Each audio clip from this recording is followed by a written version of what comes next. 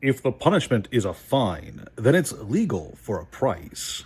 Hey there, kids, and welcome back to the channel. I'm Uncle Frank. I'm that you are having a great day, and in today's video, we're going to be sitting back, relaxing, and talking about one of my favorite cartoons from back when I was a kid, Avatar: The Last Airbender. You see, once upon a time, Nickelodeon was known for being more than just the SpongeBob SquarePants channel. It had a plethora of shows on it way back in the day. A bunch of good, even live action shows, but mostly it was known for its really good cartoons. Hey Arnold, Angry Beavers, Rugrats, Rocket Power, or Rocket Power. Wild Thornberries, Invader Zim. Invader Zim was a really good one.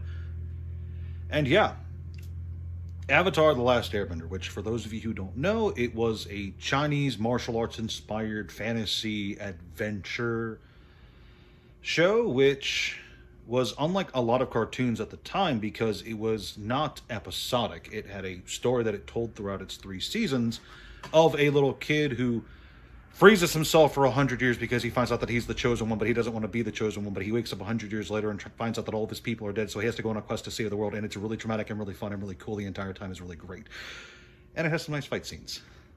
Was that a good enough summary of Avatar? I hope it was.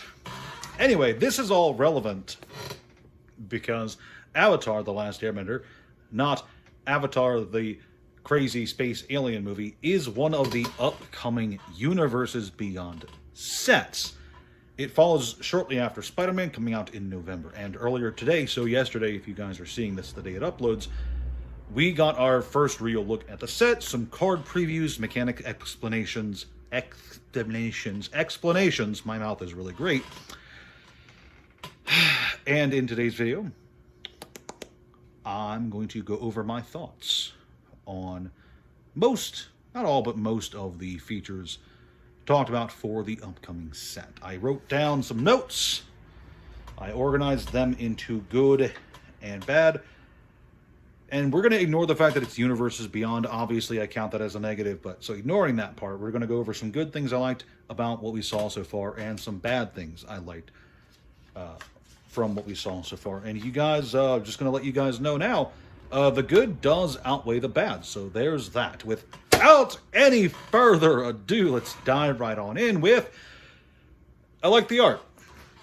The art we've seen so far for the set, both the packaging and on the cards, seems really appropriate to the show. It's clearly done in the same style as the show, at least for most of the cards seen so far. All of the characters are fairly recognizable, which I'm always worried about that when it comes to Universes Beyond because of how dirty Wizards did Lord of the Rings. Unlike Lord of the Rings, all of the characters from Avatar: The Last Airbender shown so far are recognizable. So that's a plus. That's a good thing as far as I'm concerned. When a Universes Beyond set can come out and the characters actually look like what they're supposed to look like, I count that as a good thing. So it's also a bit more, I don't want to say more colorful and vibrant than usual Magic art, but it does look, I don't know, there's something about the art I've seen for a few of the cards that just kind of stands out in comparison to like other Magic art. I don't know what it is yet, but it looks nice. I like that. Another thing that I liked is that from the previews, it looks like this is just an Avatar: The Last Airbender set and not a Legend of Korra set. I know that there's mixed opinions out there on the internet about A Legend of Korra, the follow-up series to Avatar: The Last Airbender, but for my 2 cents, I am very much not a fan of Korra, but beyond, like, I'd say the first season was enjoyable, but overall I'm not a fan of it. And if it's not in this, if it's not represented in this set at all, there's no love lost from me. Moving on. There's a few special card treatments in this set. One of them being the Elemental Borders, which appear to be the showcase cards for this set. The Elemental Borders are going to be for each of the 4 elements, presumably, and they look really nice. Just the examples we were shown so far, they look pretty good, and I think that, especially if you're an Avatar fan, those might be pretty collectible down the road. Moving on from borders to mechanics, we were finally given a breakdown of what bending was. And for the most part, I think all of the bending mechanics we were shown look pretty solid. The fire bending one, in my opinion, is obviously the strongest, since it's the one that gives you mana whenever a creature with it attacks. That seems pretty strong in my opinion, and I'm sure there's going to be some clunky, powerful combos you can pull off if there's a card out there with like Firebending 3 or 4 or whatever. Anything with like a decent high payback for attacking in terms of mana, that's going to be really good. Moving on, the Appa lands. The special floral art lands for this set are just a bunch of scenes of Appa flying around. Recognizable locations from the show. And they'll look really good if you're a fan of Appa, and a lot of fans of Avatar are. Those are going to be very collectible cards. Maybe not expensive because, again, it's just the full art lands for the set. But these are going to be pretty desirable ones if you're an Avatar fan. Just being completely honest there. Another card treatment we have, if I check my notes out, is, no pun intended, the Field Notes sketches. They're sketch cards. They're Field Note sketch cards. Kind of like what they had for the Brothers War alternate art for some of the artifacts, except that these can be anything, because one of the examples given was Momo, who is definitely not an artifact. Those look pretty nice. I don't think they are as good as the Elemental Borders one, but I still think that those are pretty nice, could be pretty flavorful, and maybe we could see some like schematics for some of the cool vehicles shown throughout Avatar: The Last Airbender. The final thing I want to talk about in terms of the good is the fact that we are getting a beginner box for the set, which I'm a huge fan of those kind of products, because I think good introductory products are very necessary for Universes Beyond sets. If you're going to do Universes Beyond and try to bring non-Magic fans into the game, I think it's critical that you have some sort of onboarding experience for those new players.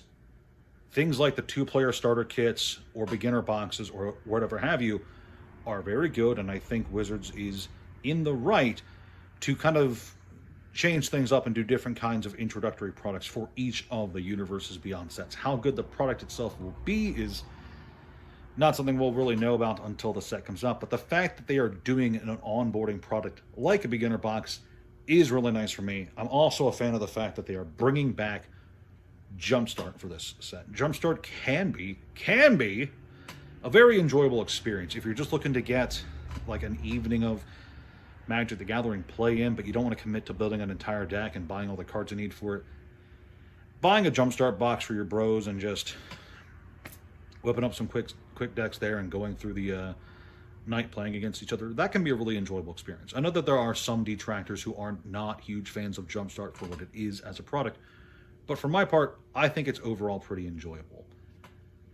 And that's the end of the good stuff. Let's talk about a few of the bad things. And like I said, there are less things about this set that I don't like in comparison to what I do like. Does that make sense?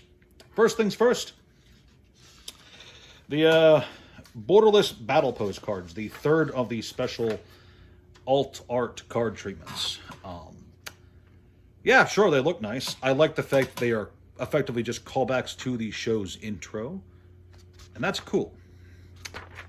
But they are full art textless cards, and it does not look like they are reprints of simple cards. It looks like they are new cards from the set, some of which can have several lines of text, including new mechanics or keywords.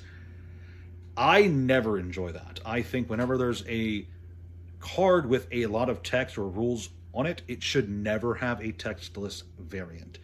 Sure, these are only found in collector boosters, and therefore it's clear that the intent is for them to just be collector's items and display pieces. That is fine, but there are going to be people who want to play with them regardless, and having cards that you can't read because there is no text on them is always a bad thing, in my opinion, if the card is more complicated than Lightning Bolt, or cards like Lightning Bolt. Let's get that note out of the way. The scene boxes are back. Again, Wizards of the Coast is really dedicated to getting these scene boxes for their Universes Beyond products.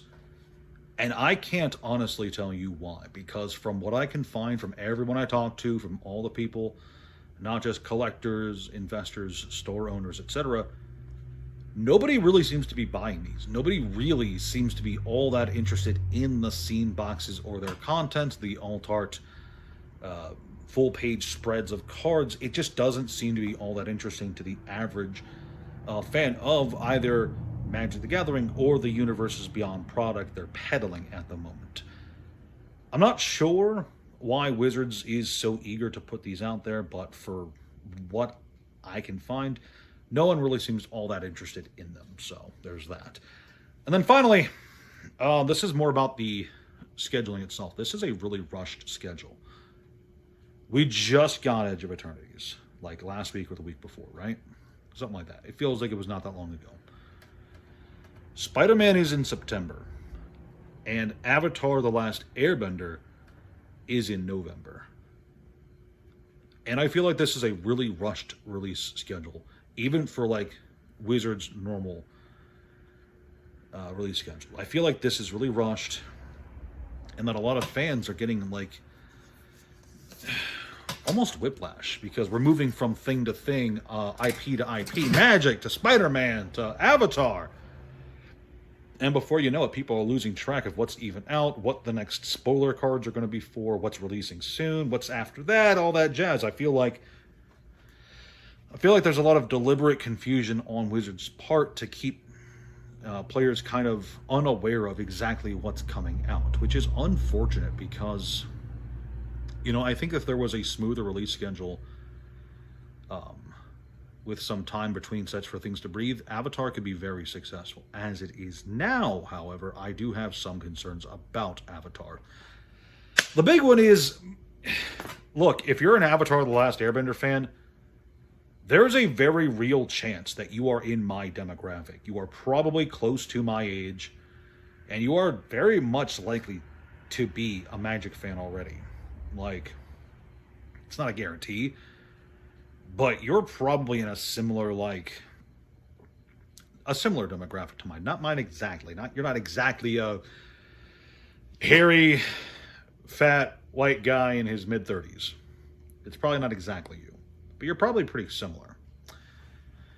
And I don't know how many new fans Avatar: The Last Airbender is going to bring in, since the demographic that is really fond of Avatar is a demographic that Wizards of the Coast already has pretty firmly in terms of market share. Is that the right word? Is that the right phrase? Yeah, I'm going to go ahead and assume it's the right phrase. Wizards already has a lot of people my age and in my demographic already playing Magic the Gathering. Avatar: The Last Airbender is a 20-year-old cartoon. Its fans are adults with expendable income, and if they are going to join a game for Avatar: The Last Airbender, then they were already playing that game. And I can tell you that with some amount of certainty, because this isn't even the first Avatar TCG crossover set. This is the third Avatar TCG thing I'm aware of. There was an Avatar card game back in the day. I should talk about that at some point. Some friends think it was fun. I didn't personally enjoy it, but I should talk about that at some point. There was also an Avatar Weiss Schwartz set not too long ago, and spoiler alert, it did not perform as well as other similar Weiss Schwartz sets. I'm not going to use that as a predictor for Magic the Gathering, because there's so many other factors to consider besides just the relative popularity of each game and the relative collectability in terms of not even just characters represented, but the kinds of people who are more likely to buy Magic over Weiss and vice versa.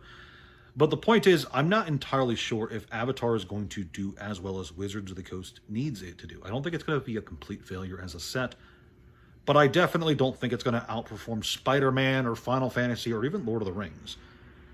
I like Avatar a lot. And you guys know me, I never want a product to come out and fail, because that's just not good for anybody. No one's happy if a market... Well, there are people who are super ecstatic to see a product come out and fail. I shouldn't say that I wouldn't be happy if Avatar came out and collapsed to like... How low could it go? 85? No, probably like 95 a box is probably the lowest it would go for the play boosters, if it collapsed. Of course, I'd be happy then, because boxes for 95, woohoo! But I don't think it's going to do gangbusters. Anywho, That's all I got for you kids today. Please like, share, and subscribe if you enjoyed the video. Please leave a comment down below telling me what you think about this video and my crazy predictions for the future. Do you like Avatar? Do you hate Avatar? Do you think your uncle is a crazy boy in his garage? Let me know. Thank you so much for watching, and I'll see you next time. Hey there. You've reached the end of the video, which means it's time for another viewer question. Discord user Runamon asks, Yu-Gi-Oh! Crash when? And buddy, I don't know how to tell you this, but the Yu-Gi-Oh! Crash is already here. Almost every single Yu-Gi-Oh! Set from 2025 has crashed in some way. Some 30%, some 40%, some 50%, some 60%, but pretty much no set is performing well. And I don't know if that's going to change anytime soon. I'd like it to, but I'm not optimistic. After all, Konami is somehow worse than Wizards of the Coast when it comes to managing their games.